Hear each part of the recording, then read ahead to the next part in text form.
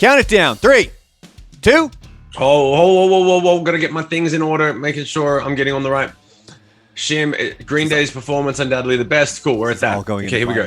Yeah, go ahead. No, it's already started, so go ahead. You're an asshole. I'm officially going to have this in the podcast, so go right ahead. History of rock, fuck yourself. Come on, do the intro. Welcome to the History of Rock. His name is Brandon. He's the DJ. His name is Shim. He is the rock star. Class is not in today. Session. Not today. But rock stars make mistakes. You never made a mistake on stage? That wasn't a mistake. That was a conscious choice. It's just there are certain things that are for you and certain things that are for the crowd. And never the two shall meet. Oh. All right. So where are we at? Go ahead. You go and do the real work, and I'll just start writing the shit that you There you typed go. out Like the real work, like getting merchandise made. Like this T-shirt right here for anybody watching. I'm wearing the shirt right now. If you want to pick one of these bad boys up, just go to vivalamocha.com, and at the top. Is it comfortable?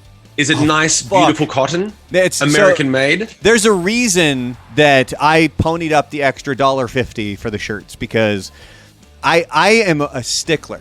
I'm a stickler for shirts. If a T-shirt doesn't fit right, I could wear it once.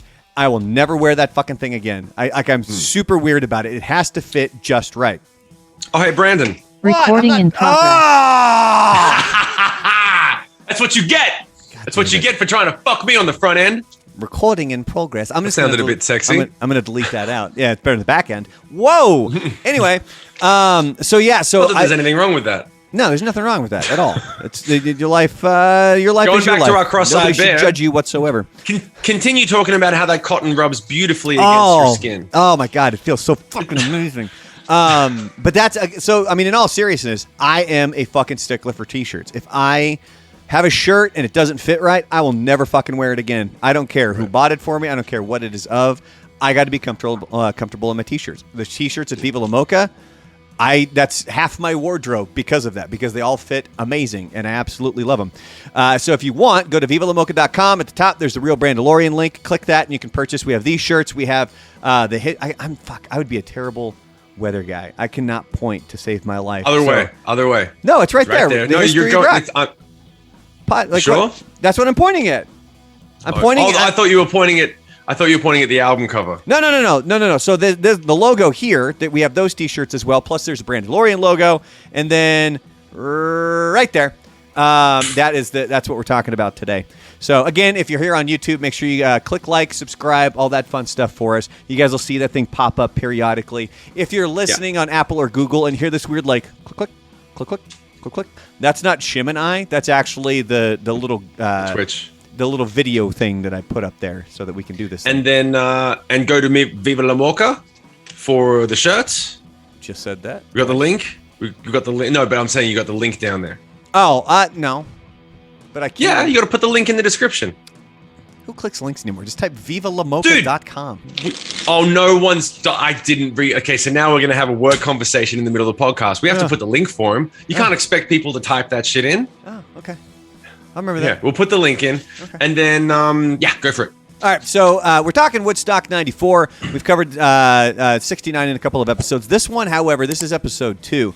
And we're going to be doing 2 more episodes here. So it'll make 3 episodes. There's your math for the day. Because I found online, it's a 1994 blog from Ram Samudrala. And I need to find the link also to his blog so that we can give him credit for what we're reading on here. But it's his firsthand account. And it's not necessarily in order. Like, you'll notice here we start with Green Day, and towards the bottom is when he kind of starts talking about Friday. Because, it almost works in reverse of, I think, where his train of thought was at. But we can dive right into this thing. So, and again, I also kind of warned Shim about this a little bit, is that I try to keep the notes 2 to 3 lines max.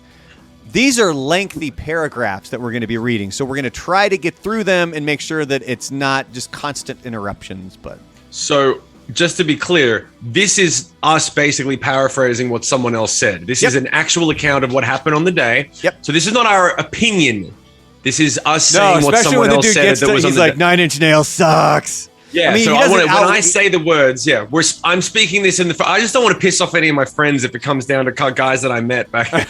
So, like, you know what I mean? Like, Green Day's performance was shit. No. Here we go. Green Day's performance on stage was undoubtedly the best visually. A punk band, I don't think their music is anything spectacular compared to the innovative punk along the lines of the Levelers and Fugazi. In fact, they are so stereotypically punk that it almost seems like they are parodying it. Fuck. Right. The lead singer and drummer had brightly colored blue and green hair, and their lyrics are whiny. But they were tireless on stage and pushed the momentum to its limits. The best thing about their show was that they had a mud fight on stage with the audience. The first mud pack was thrown at vocalist Billy Joe Armstrong. He promptly caught it and put it in his mouth. This simply encouraged people to throw more. The crew of the band came on stage and started throwing stuff back.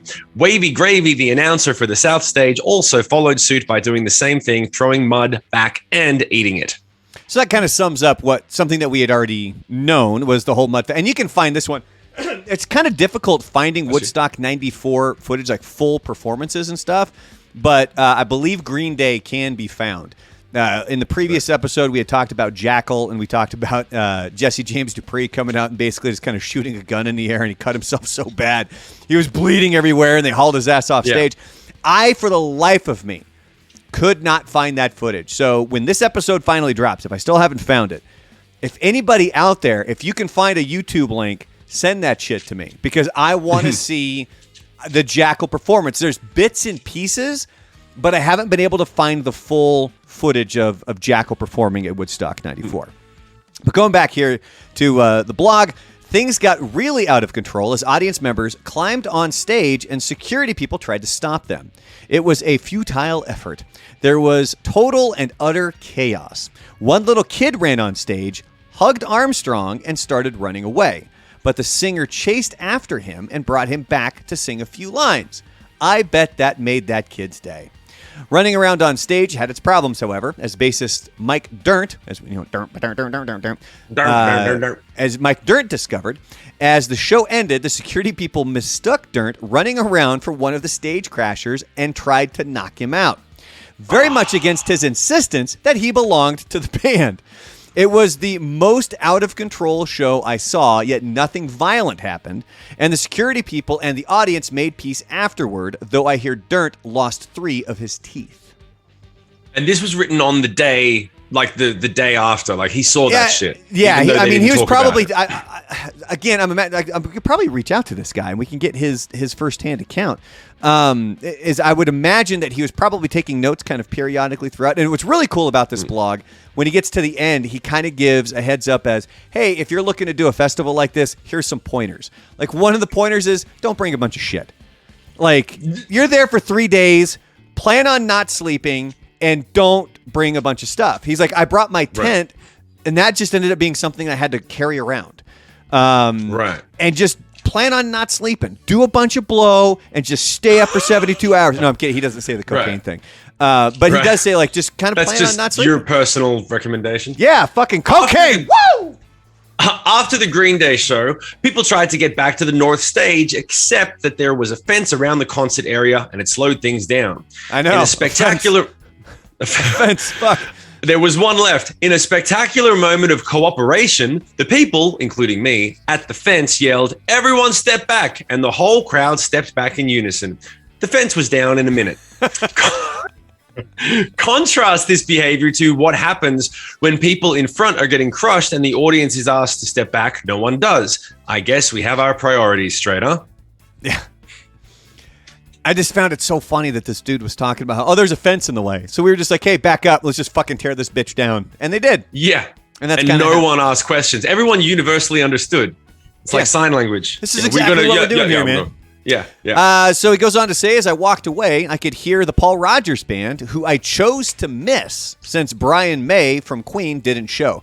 By the way, I got to interview Paul Rodgers, and one of the nicest gentlemen on the planet. And it's hilarious because with his accent, he would say, like, I was my on-air name being Goat. He was like, well, let me answer that question, Goat.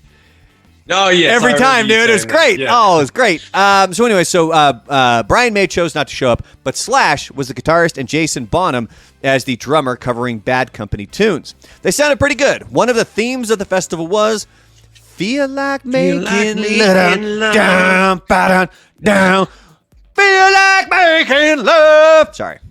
Again, this was an example of why Brandon is not the singer in anyone's band. What? No, what it actually reads is, this is an example of a group I don't really like, but someone who put on a good show. They said it was the largest crowd they had ever played in front of, and I think this holds true for most performers there. The lead singer was funny when he tried to do acrobatics on stage like tumbling and high jumping and failed clumsily. The crowd really got into them as they finished up with two princes. Oh shit! Actually, I forgot. I forgot to put it back in there. So there he was talking about. That's what she said. Hey all.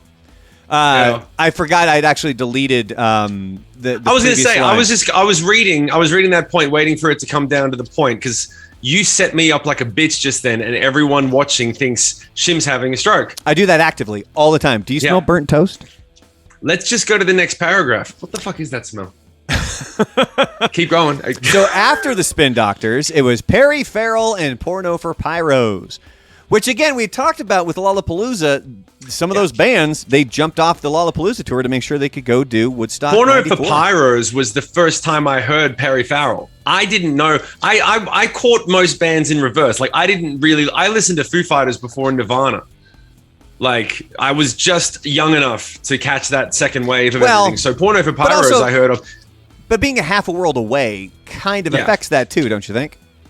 It does, but it's not good for like your social standing in school when they're like, hey, that drummer, the drummer in that band looks like the singer from Foo Fighters, and like, you're out, fuck off, get away from us, get off the stairs. You don't hang out in this part of the quadrangle anymore. But that's that kind of stuff. It's always destined to happen. It's like when was it Kanye that had Paul McCartney on a track, and then all of a sudden all these tweets were coming out from these idiot kids who were like, oh, this Paul McCartney guy is going to be huge. Yeah. And I say idiot kids jokingly because kids are stupid. We don't know any better. I mean, when I was 14, 15, 16 years old, there's a ton of songs that I'm willing to bet they were covers that you don't know. It's because you don't know any better. But this is how you get introduced to it. Okay, sidebar, but that's a bad example. It's a prime example because you are 100% right. Yeah. If Kanye, I know. If Kanye was in a music video with someone who wasn't over 70 fucking years old, if the guy was like 40, you'd be like, wow, that's a lucky break for that nobody. The guy's 75, you'd be like, why is he maybe the guy's done a thing or two in his entire fucking life, and there's a second part of the sentence. There's a reason. Don't get all black hand lady with me. What's with the fucking what's this shit? I got distracted because like doing this, it looks like one of those old P. Diddy videos, the way my lighting is set up. Oh yeah, you're right, it does, hey. Anyway, what the fuck was I gonna say? Oh, but see, I'm gonna rap black shit and take all the money. What? Jesus. But Paul McCartney, he doesn't look old. Like he doesn't look 80. No. Do you want to know why? Because he's vegan. Because he has not suffered a day of stress since he was 21 years old. Yeah, because he's not even the real Paul McCartney. He was the guy that came in as a lookalike when the real Paul McCartney died. It's all in Strawberry Fields, man. All right, that's a long shot. Let's get back to. Is it me now? Perry Farrell. Who put on one of the better performances? Two scantily clad female dancers on stage who were really erotic, made out with each other during the performance. A female acrobat spiced up an already quirky show. Cool. Perry Farrell tours? His wife is one of those dancers, right? He tours with his wife. I've heard that his wife is a dancer or acrobat, and that's how that whole thing got started. Or maybe they met on the tour. We should check that out. Something we probably should have learned in Jane's Addiction, but yeah. Yeah, but who cares about anything that Jane does? Perry Farrell got my attention when he started talking about crop circles. Yes. Right. I thought he would then start talking about UFOs, but instead he talked about chaos, which I thought was truly brilliant since it is believed that crop circles are an instance of chaotic behavior in natural systems. Yes, some education for the crowd here. He ended up by saying chaos is beautiful. Amen. Yes, we will be covering crop circles at the end of the podcast. Yeah, that's why that's in italics. Sorry. It's all right. Was I not supposed to read that? No, you were, because that's so. You know how normally we'll do a encore. No, not an encore, but at the end, it's always like an on this date kind of a thing. we're not going to do it on this date. I wanted to cover crop circles because after reading that, this dude was like, crop circles are an instance of chaotic behavior in natural systems. No, it's fucking not. No, it's not. Aliens. It's fucking. It was two guys with a fucking stick and a piece of rope. That's what the crop circles were. It's aliens. Okay, Jesus fucking. It's definitely fucking aliens, dude. Have you not seen them from space? They're gigantic and like perfect. Signs? Yeah, we can get into it. Yeah, I just went all the way up there. That's how much I give a shit about it. Yeah. All right. Okay, well, go ahead. Now we go into, as we talked previously, Bob Dylan was amazing. He was 1.5 hours late, but it was worth the wait. He came on stage and jammed his stuff in an irreverent manner and walked out. No hello or thank you. I was only tangentially familiar with his music before I saw him live, but he got everyone rocking, and his guitar playing was what stood out the most, which is interesting because we had said in the previous episode that one of the things with Bob Dylan is that he was playing lead guitar in a mostly kind of electric rock set that wasn't really his forte. So to have that stand out to this guy's pretty badass. He was one of two surprises for me at the festival in terms of how good he was. The other was Aerosmith. People were even moshing and crowd surfing to him. That's awesome. People were moshing and crowd surfing when there was no music being played. That does not shock me at all. No, it's fucking Woodstock. That's called our good friend Ecstasy. The crowd roared when he sang "Everybody Must Get Stoned." See what I'm talking about? There was tons of drugs floating around, ranging from marijuana to various colored versions of acid. I was offered to try some out, but I declined. Pussy. The girl behind me during the entire Sunday show was tripping. She was one of the people who lived across the river and got in for free, and I bet her entire experience was living in the peace and love dream. But mine was all about the music. Yeah, because you got to be clean, man. By the way, quick side note here. I started... Again? Have you ever listened to the podcast Science Versus? Nah. Oh, yeah. Fantastic. Fantastic fucking podcast. And the girl on it, she's got a pretty thick accent. But anyway, I was going to say Australian, but I'm probably wrong, and I didn't want to commit to that, but now I am. So yes, I think it might be. I don't fucking know. But there was one where they were talking about how they're using shrooms now to treat depression and anxiety. And it was fascinating. Psychedelics are coming up in a big fucking way. Like in the last 10 years, it was like, okay, marijuana is going to become really, more mainstream PC. because you can buy it in a store.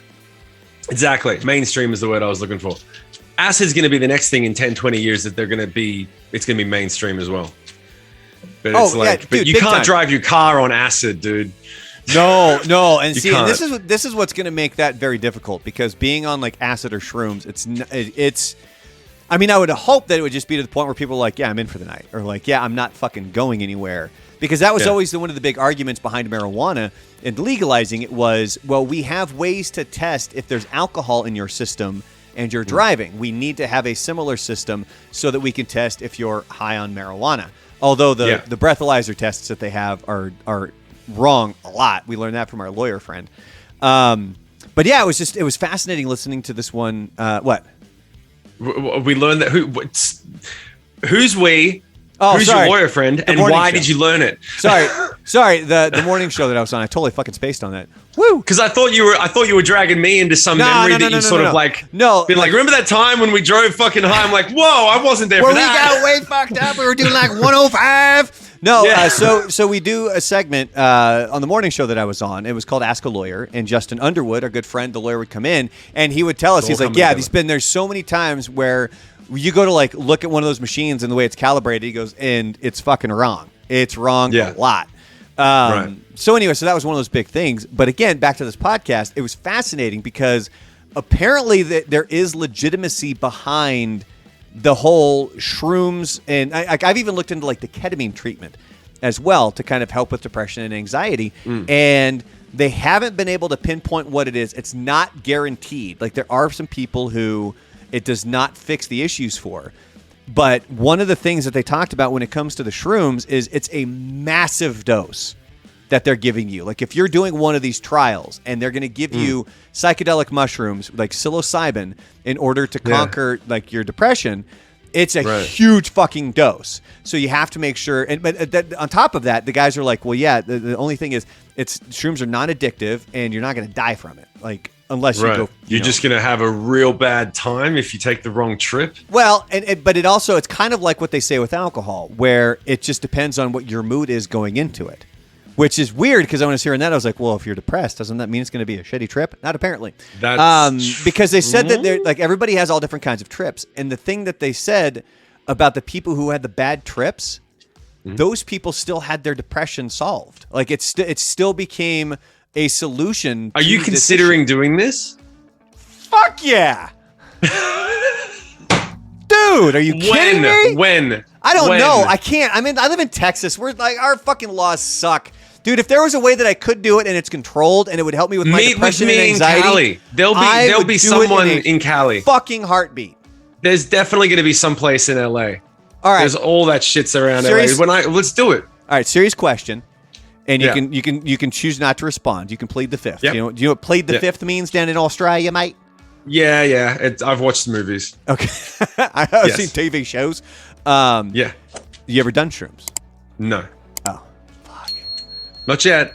I'm not saying I'm not going to, and I'm not saying I am going to. I'm just saying I haven't done them yet. Oh, I did, and it's fucking awesome. But I know don't do that drugs. like don't do drugs. No, but the reason that I don't really smoke weed is because I don't like where it takes me.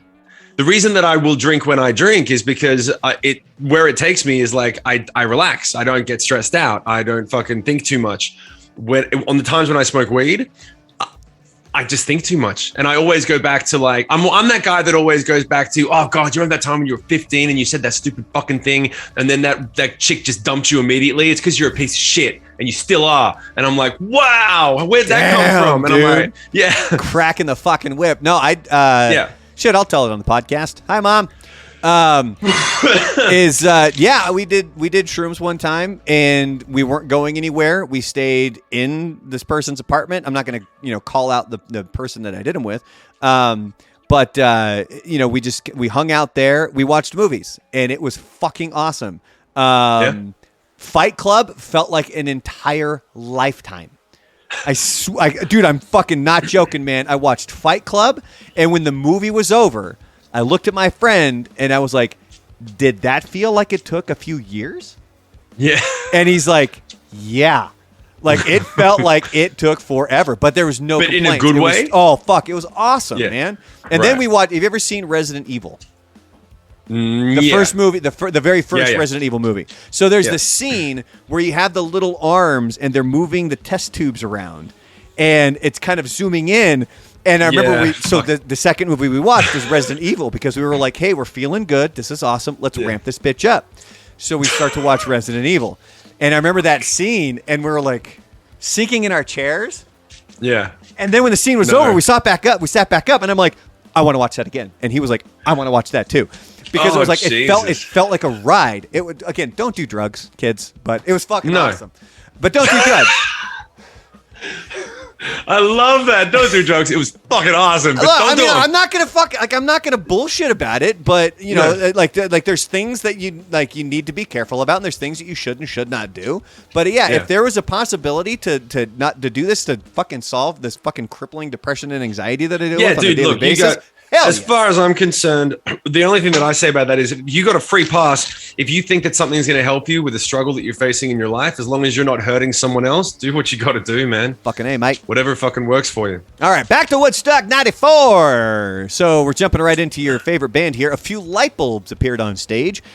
And they weren't dim bulbs either. Red Hot Chili Peppers really livened up what must have been a tired crowd with their light bulb costumes, which they took off after a couple of tunes, and their charismatic, funky sound. Another theme for the festival was Give It Away, which happened a lot when water bottles were thrown from the TV towers, which is where I hung out most of the time. Food was shared, and a helping hand was given whenever needed. People showed concern when I cut my leg. I was barefoot and I cut it on a piece of glass, and when I had to crouch down for a minute with my flashlight in order to get rid of the piece of glass. Ouch. That's gotta suck. Chili Peppers came back for an encore dressed in white, Jimi Hendrix style. complete with afros, and a little girl, Flea's daughter, sang the first minute of the national anthem. See, that's redeeming. That's awesome. Like, the thing that I do love about the Chili Peppers is that you can tell they've always had fun. And Flea is one of the guys that, like, every time you hear Flea speak, he is just so clearly zen, grateful for his life, positive. Like, I don't know. I've never Not seen when he took Princess Leia, man. Oh, I haven't seen that. Thanks for ruining it. It's in the Fucking first unbelievable. episode.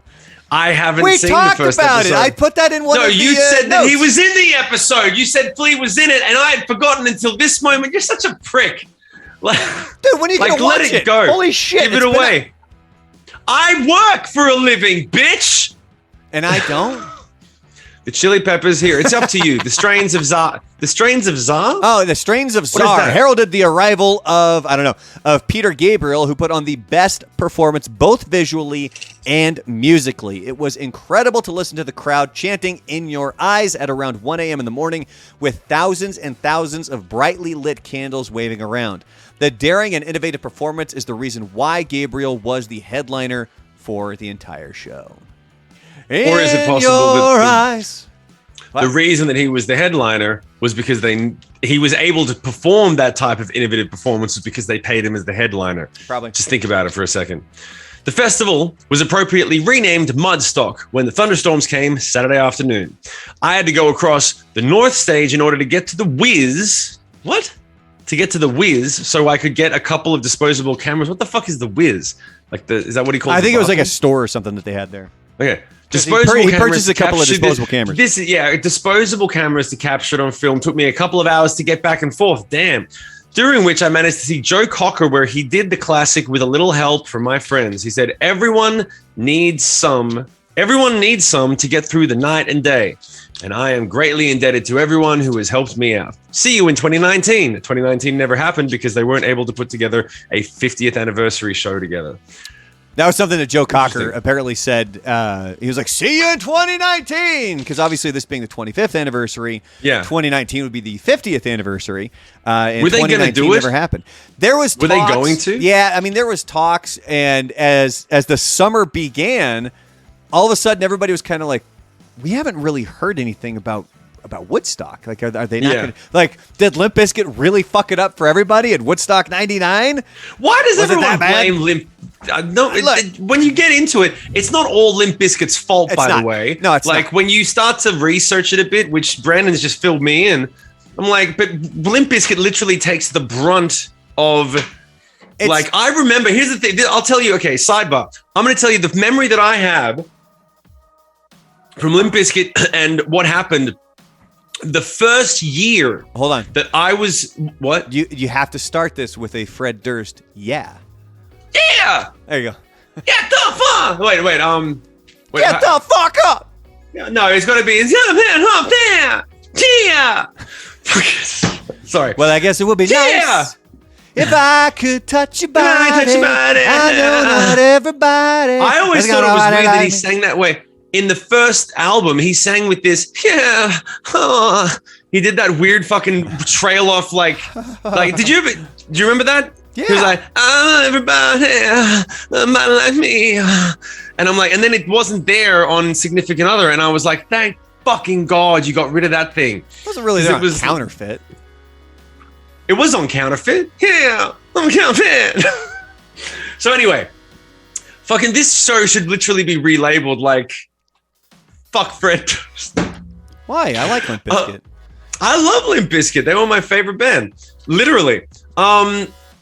Here's the deal. When they fucked up 1999, there was a band in Australia called Powderfinger. For anyone in Australia that knows, they're a really great band, but they're a hot AC rock band. Totally is. They're a hot AC band. They're like acoustic pop rock, right? And they're a fantastic band, but they're not the headliner for the big day out. Limp Bizkit was the headliner, and then they fucking pulled out of shit right after that year, after Woodstock went south. And I bought tickets thinking this is going to be great. I'm going to get to go see Limp Bizkit. And then instead I got stuck with a fucking ticket to see Powderfinger, which was the exact opposite experience. You know what I mean? Like, You go in to see Limp Bizkit break stuff, and then instead you see Powderfinger go, no, let's remember to be kind to one another now. Yeah. You know what I'm talking. And don't get me wrong, I love Powderfinger, but that ain't what I paid for. Yeah, it's not the experience. Don't give me Pepsi and call it Coke. Wow, Pepsi. Fan. Go on, let it hang. Let the fucking awkwardness of that comment hang. I got you. Just go ahead. Yeah, just go. Yeah, well, hold on. Really, so Woodstock 99, I think one of the reasons Limp Bizkit gets the brunt end of the blame for it is the song breaks. Because that's why you want to hate me. And it's the break your fucking face tonight and all that other shit. Yeah. And the name Limp Bizkit is kind of funny. And right. It's just and they were kind of they became the joke in the sort of early to mid 2000s. Like after Chocolate Starfish and the hot dog flavored water, and then you remember Wes Borland left the band, and they did that whole guitarist search by going to guitar centers across America, and it was the Guitar Center right down the street from my house where he got pasted with the pie. Somebody came up and just blasted him with a fucking pie. But they kind of became the joke, and music does this. Music goes through these cycles where there's something that was fucking huge, and then it becomes the joke because either the people who liked it don't have the balls to either still like it, or they realize, maybe that wasn't the best. But rather than standing up and defending, like, I fucking listened to Limp Bizkit, I still listen to Limp Bizkit. They're too much of pussies to defend the music that they were listening to because now they're like, so I'm gonna go listen to a bunch of bitch music now. Like I'm gonna go let's crank fucking Imagine Dragons up. Oh wait, no, Imagine Dragons now. They're then the fucking brunt end of these jokes. Yeah, you're right. That's an interesting thing. What's wrong with Imagine Dragons? They're a great band. And but I remember watching Green Day back in 2000. They were like, everyone was asking every band, so okay, well, it's nice that you got a new record out, but what do you think of Limp Bizkit? Because everyone wanted to get the fucking clickbait. Yeah. And Green Day was like, we hate this shit. It's a bunch of poser. It's not what music's about. And then Billy Corgan came up and he was I actually had way more respect for Billy Corgan after his answer because he said music's about pushing boundaries, and the fact that there's a band that's mixing rock and rap and hip hop is fantastic, and I wish them all the luck in the world. I don't personally like it, but I think that they should keep doing exactly what they're doing. Yeah, see, I was Billy Corgan. I just don't like his voice, unfortunately, but I like him, like the person that he is and the influence that he's had. The guy is fucking amazing. Yeah, and that really is the best way to look at it. Like they're not coming to your door and knocking down, being like, "We're gonna break stuff." Like you have to fucking push the button, play, and then you know what I mean. So fucking don't push play. There's really quick before I get to this next line here because we're going to talk about Blind Melon, but there is an old rumor, and I don't know if this one is true or not. And I hate bringing up kind of rumors like this on the podcast, but I'm prefacing this with I can't base this in fact because I don't know if it is a fact or not. But there was a rumor that in the late 90s, I believe it was Maynard, and it might have been Tom Morello, and they were all kind of hanging out together. And the video for Limp Bizkit, one of their songs came on, and one of them looked at the other, and he was like, you guys are the reason that that's a thing now, right? And then the other one was like, no, you're the reason that that's a thing. Because it kind of like, they're saying like that they what they started in the early 90s, what spawned Limp Bizkit by the late 90s. And I don't know if that's actual based in fact, but that was something that always sort of was told in rock radio circles where people would, bring that up. Could be complete bullshit. Creed is another perfect example. With arms wide open! I was listening to just a fucking playlist while I was writing some shit. And then the song came on and I'm like, damn, that's a dope fucking riff. What is this? Production. Dude, Tremonti is the shit. And I was like, oh, it's Creed's most recent record, which was the least successful because it was after the breakup and the reunion thing. And I was like, damn, they went heavy on that. Are you sure it wasn't Alter Bridge? No, it was Creed. Because it was Scott Stapp? Yeah, 100%. Oh. I clicked it. I went and looked and I was like, what band is this? And I went Creed. And I'm like, I don't know this Creed song. So I was like, but I was like, I fucking like this shit. Like I didn't dislike Creed at the beginning, but I was like, this new shit is dope. And you hear his voice and you go, oh, that's right. That's got, and then you go, actually, he's a good singer. Everyone took a massive fucking dump on them when they were, but it's one of those things where the moment you reach the top of the mountain, there is no other option but to be torn down. Yep. So fuck everyone. Dude, like, I've been on interviews with Scott Stapp a few different times, and he's always just an amazing human being. Like, he's always been super cool. The guy went through a ton of shit dealing with his life and just a lot of the things that he was going with, the battles internally that he was going through. But he was always super cool, and he even told us one time that his kid would kind of make fun of him and his singing style around the house. Like, his kid would be like, "Dad, can I have some cornflakes?" Like that.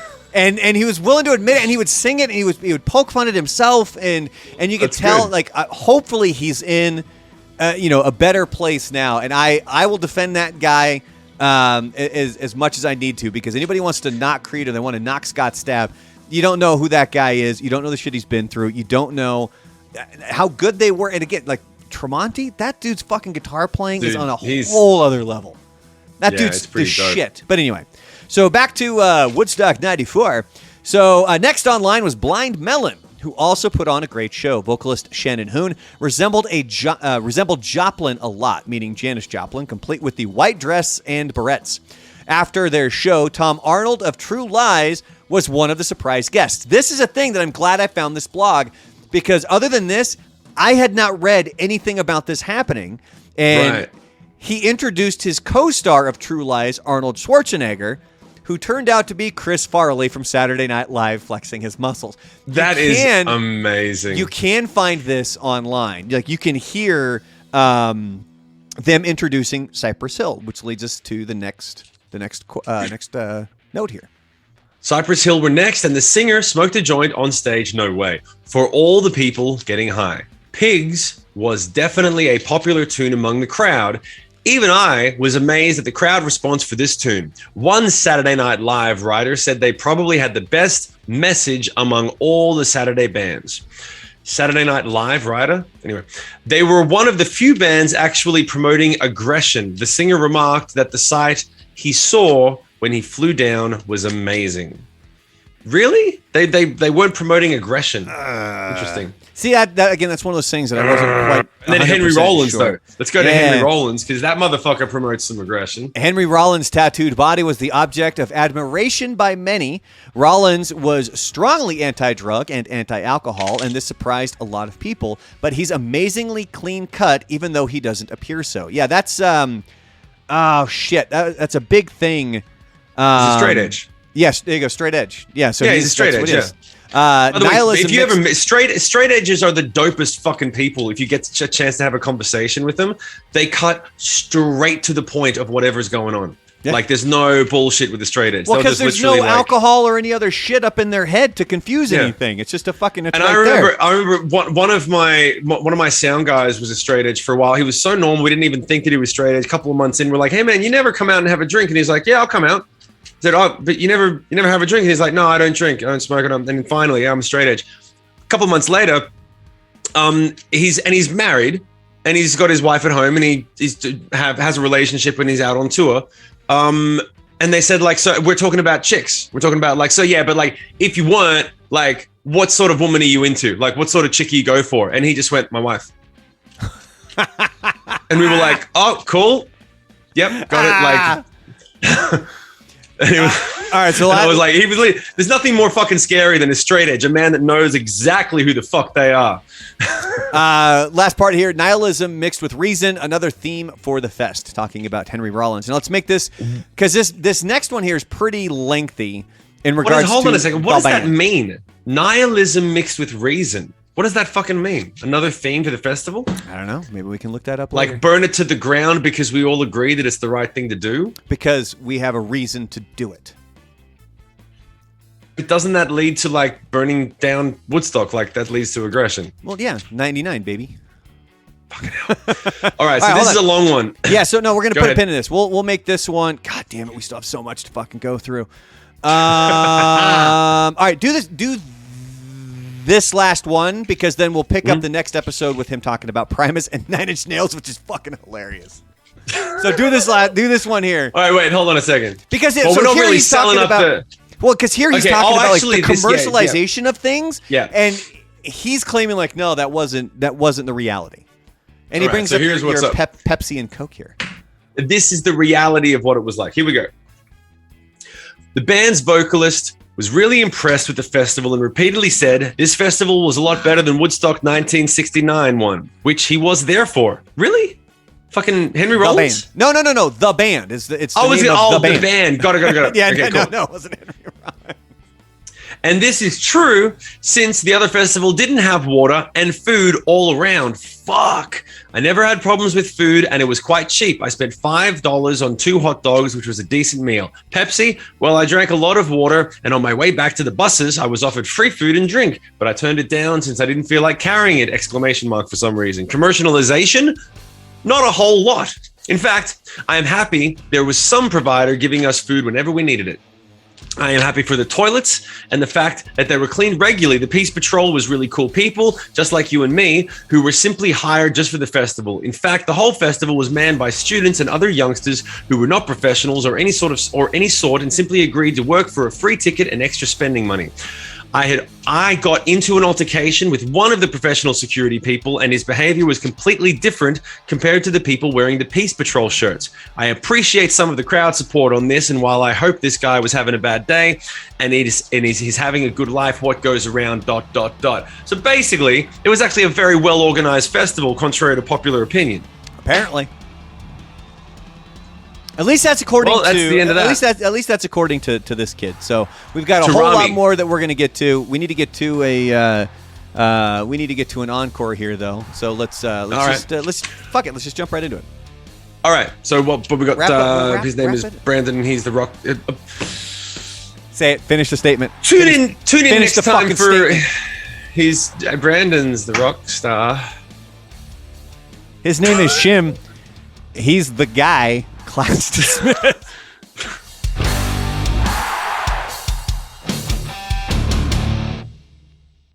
I don't know. He's the guy. He's the guy. Listen, guy. Let me tell you. Did I ever tell you? Did I? We're going. This guy.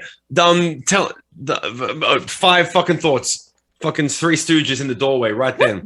The best guitar. One of the best guitar compliments I ever got was from Mark Tremonti. Really? Did I tell you about that one time? No. I don't think so. We were playing with Alter Bridge. It was a co-headline, the only time we ever co-headlined with them, because they should be definitely headlining above us. And we were doing sound check, and fucking Alter Bridge was set up, and they had fucking walls of amps. Like, and for if you are a sound guy, if you're the guy that like I have to take the kick drum and the vocals and every fucking instrument, including the guitar, and blend it to the front of house speakers and make it sound like the record. You want the guitar player to turn down and you want the bass player to turn down because otherwise their speakers fill the room with fucking noise and you can't mix the vocals above it because you can't control what's coming out of the actual guitar amp. Tremonti doesn't care about any of those things. He just turns his guitar up to million and then fucking plays. And it was beautiful to hear. Like, I remember doing sound check. I walked in, I'm hearing him play and I'm like, fuck, that sounds dope. Like, damn. And then I did my sound check and I follow the rules. I have one stack and I have it at a normal level. And then I just plug my guitar into a few pedals and then straight into the thing. I don't run a bunch of pedals. I don't run a bunch of fucking amps. I just have a really good amp, my guitar, a couple of pedals straight in. Tom Morello style, right? Ripped it off him. And fucking Tremonti comes up to my sound guy in the middle of our sound check and he's like, dude, okay, what's he running? Tell me what that guy's running. Why does his guitar sound that good? And he was like, nah, he doesn't run anything. And he was like, nah, come on, like something's going on there. Yeah, he's like, tell me, like what's you got a second amp behind the thing, or there's a cool pedal. And he was like, no, he said it. And this is the funny thing, that I know it's real because the sound guy came to me and was like, Mark Tremonti likes my sound. And I said, fucking what'd he say? And he was like, I told him that I do nothing to your guitar sound. And I'm like, that's not a compliment for you. That's for me. Hey, pass the compliments around where you can get them, man. Yeah. And I was like, that's dope. He was there because it was literally just plug in, and play the guitar as well as you can. And for my songs, yeah, I play them perfectly because I played them 1,000 fucking times. If I had to play Tremonti's shit, he would have walked in and said, shut the fuck up. Dude, you suck. Anybody who isn't familiar, especially for anybody who's like tuning into us now, like after the fact, and like all you know is Creed as being like the butt of the jokes and things like that. fucking Mark Tremonti is the shit. Like that dude's guitar playing is amazing. So if you get a chance, I would love go to be in a listen band to his with him. shit. You'll know exactly what we're talking about. Yeah, I'd fucking love to sing a song with Tremonti. And I might have a shot if he didn't have fucking Miles on call. Yeah. I'd be like, I've already got one of the best singers in rock and roll. I'm like, we don't need you. Yeah. We don't want that Australian We don't over need here. that. Yeah. You can only hit a high C. Our other guy can sing where dogs can hear it. Yeah. Fucking Miles Kennedy, man. That guy's amazing too. Yeah. Does that make you jealous? No. I'd be jealous. Who am I jealous of? I wonder who's a singer these days that I'm really you know what I was realizing recently? I watched Jeff Buckley live a couple of weeks ago. That's a guy that I'm jealous of. Who's Jeff Buckley? That's like, you don't know Jeff Buckley? I don't know the name. Dude, no. there is okay. I'll fucking. You want me to show you one thing? You probably can't show it if we're recording it, but basically, Jeff Buckley. there is a thing of his live. Oh, where he I know who goes Jeff from Don't exactly. think I ever knew the name. Yeah. He sings live. I'll show it to you after we stop recording for a second, where he goes from a complete guttural scream and then blends it seamlessly into the smallest falsetto angelic thing. Same note, same thing, and he just blends it from. And he does it all the way down to. Was he the one that also like I think you were playing it for your godfather or your dad, and they were like, he's going through some shit. Like they could tell by this dude's songs that he's got some demons. What they said was, "Who is this?" I said, "It's Jeff Buckley. He killed himself." And my godfather went, "Not surprised." Yeah, that's it. Yeah.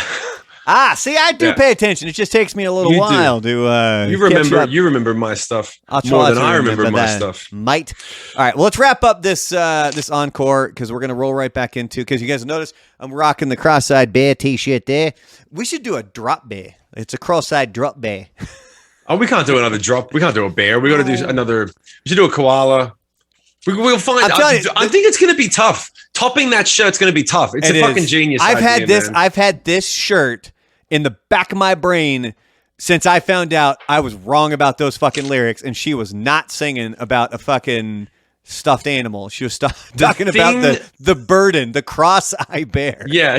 The thing that I love about the shirt is that everyone's going to have the same reaction to the shirt. When they walk up to you, they're going to go like this. They're going to go, "Oh my God." Everyone's going to have the same thing. So I shared on like my Instagram and my YouTube, I did a quick short where it was me talking about how, did you know that? Yeah, so did you know? Thanks for watching my stuff, buddy. Did you know that? I wish I could say the same. I watch your shit too. I watch you. Okay. Oh fuck. Hold on. I'm making a note for the next encore. Encore. What is this? Hold on.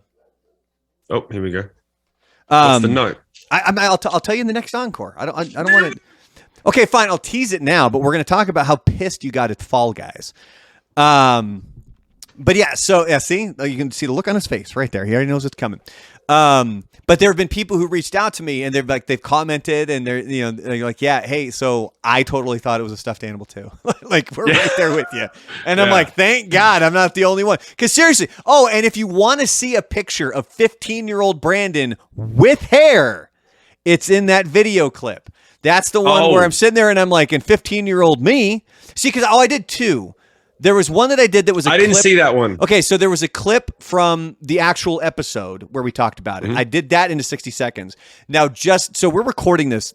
Again, this is going to date when we actually record these things because this isn't coming out for a while. It's actually 7-Eleven Day right now. It's July 11th. And I had just recently put up the cross-eyed bear, like a quick 60-second thing of me explaining it where I was like, did you know she's not singing about a bear? I was like, I did. And I was like, 15-year-old me. And it actually shows a picture of 15-year-old Brandon with hair, baby. With hair. Got to see it. Can't wait. And when did you start growing the beard? The beard didn't come until shortly after I moved to El Paso. So I think beginning of 2016. So it's been around for about 6 years. So before then, were you just bald face, bald? No, everything? I always had a goatee. There's always some sort of a goatee. Sometimes it would get crazy fucking long. I braided it for a while because that was fucking cool. There's pictures of that too, man. Trust me, and I guarantee the shit that I wear now, outside of the cross-eyed bear shirt, in 10 years I'm gonna be like, what the fuck was I doing? No, that's perfect. But yeah, so it was. I had hair. And it was the 90s, so I did the thing where you shaved it on the sides and the back and you let it grow down. And I had that my freshman year, and then I shaved it off, and then I grew it back, and then I shaved it off, and I've been shaving my head pretty much ever since I was 18 in some way, shape, or form. Okay. And there's times and there was times where I'd be like, yeah, I'm going to grow it out. My mom would get all excited, and then I get like into like day 5. Your mom would get. Why would your mom get excited about that? Did not like me being bald. She was always like, "You have nice hair. Like, would you please grow it out?" Because she just like, why do you constantly have to run around looking like the fucking end of a fucking pencil eraser? Like, grow your fucking hair out. All right, we're gonna wrap it up. Let's roll right in. We're gonna wrap it up. We got one. Yeah, we're good. Are we doing one more? Yeah.